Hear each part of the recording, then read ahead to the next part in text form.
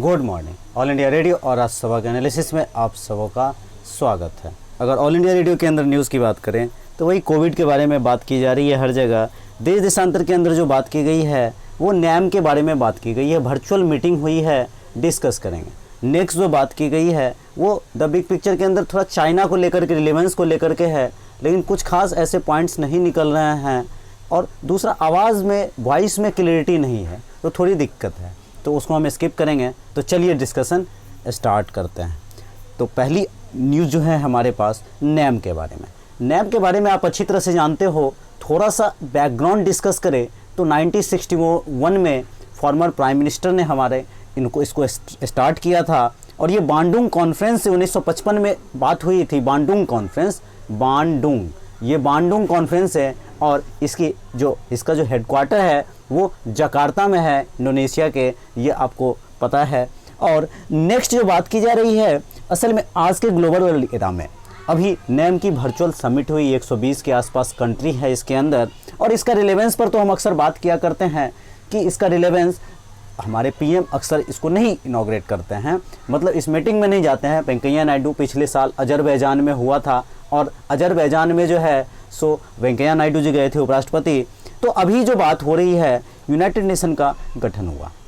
United nation का गठन किस तरह से हुआ? जब सेकेंड वर्ल्ड वॉर खत्म हुआ तो बहुत सारी ऑर्गेनाइजेशन उभर करके आई, जिसमें यूनाइटेड नेशन अभी 75वीं वर्षगांठ मनाने जा रहा है। लेकिन उसका भी रिलेवेंस इस कोविड के समय, इस महामारी के समय उतना नहीं दिखा है। और उस समय ये जो यूनाइटेड नेशन वगैरह बहुत सारी संस्था बनी थी, ये जो जीतने वाले देश थे सेकेंड वर्ल्ड वॉर में, जैसे यूएसए, ब्रिटेन, इन लोगों ने बनाई थी। लेकिन अभी ग्लोबल वर्ल्ड एरा बहुत ही बदला है। यूएसए और यूएसएसआर दो बाइपोलर वर्ल्ड हुआ करता था। उसके बाद जो है 1991 में डिसइंटीग्रेशन होता है यूएसएसआर का, और उसके बाद थोड़ा यूएसए यूनिपोलर में आता है। 9/11 के बाद सारे वर्ल्ड फिर से बाइपोलर में आते हैं, मल्टीपोलर में आना शुरू हो जाते हैं। और 2008 के बाद तो पूरी तरह से पता है आपको कि ये मल्टीपोलर हो जाता है, क्योंकि सबको दिक्कत होनी शुरू हो जाती है। इसमें पूरा विश्व एक नए विकल्प की तैयारी कर रहा है। पूरा विश्व एक नया विकल्प, एक नया तरीका, एक नई सोच, किस तरह से मानव कल्याण किया जाए, इकोनॉमी को रिवाइव किया जाए। अंतर्राष्ट्रीय संगठन ने वो रोल प्ले नहीं किया है, इंटरनेशनल ऑर्गेनाइजेशन ने वो रोल प्ले नहीं किया है जो करना चाहिए। कई बार देश के प्रभाव में निर्णय लिया भारत ने। ग्लोबल की जो मीटिंग हुई, अभी G20 हो, ग्लोबली आगे बढ़ने की कोशिश कर रहा है। वर्चुअल मीटिंग, ब्रिक्स की मीटिंग हो या अभी नैम की मीटिंग आप ले लो, तो भारत इसमें बढ़ चढ़ कर हिस्सा ले रहा है। या सार्क की मीटिंग ही ले लो, एक लीडर की तरह ग्लोबल लीडर आना पड़ेगा। अंतर्राष्ट्रीय संस्था ने कुछ काम किया, दुनिया के बड़े बड़े देशों ने किया, वो भी नहीं कर रहे हैं। इस तरह की चीज़ें नहीं दिख रही। हालांकि जीका जैसी बीमारी, चाहे इबोला जैसी बीमारी, इस तरह की महामारी आती रहती है।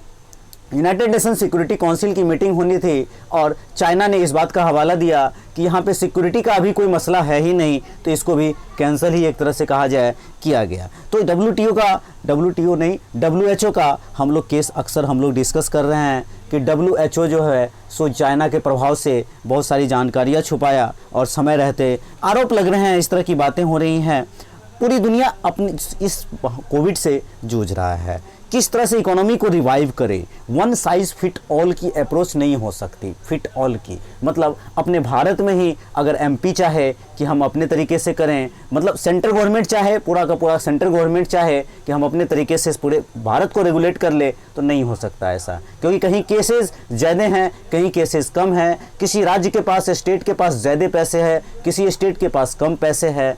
तो वन साइज फिट ऑल का कॉन्सेप्ट तो हो ही नहीं सकता, चाहे पूरा वर्ल्ड हो। हमने ये बात जरूर साबित की है कि हम डिसिप्लिन और इतने बड़े डेमोक्रेसी में किस तरह से एक साथ आगे आकर के इस महामारी से जूझ रहे हैं। हाँ, ग्लोबलाइजेशन जरूर थोड़ा चेंज हुआ है, इसकी डेफिनेशन जरूर चेंज होगी, हुआ नहीं है, लेकिन मान के चला जाए हो ही गया है। भारत इंटरनेशनल सोलर अलायंस की बात हो, चाहे योगा की बात हो, इन सब की सहायता से एक लीडर की भूमिका में आया है और इस तरह से नए डायमेंशन की बात इस आर्टिकल के अंदर कही जा रही है। अच्छा आर्टिकल था, आप यूज़ कर सकते हो इसको। तो आज के डिस्कशन में इतना ही था। Thank you.